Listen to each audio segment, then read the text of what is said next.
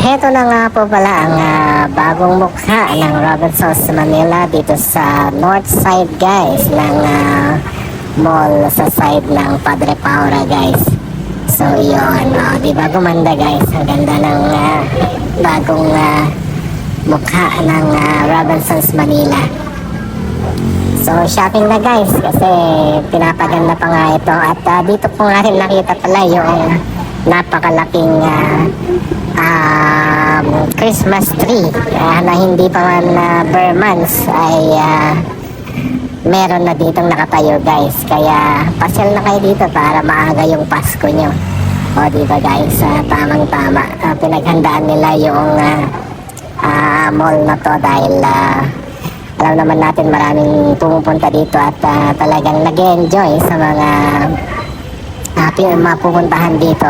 Kagaya ng mga Japanese restaurants at marami pang iba. Pasyal na guys!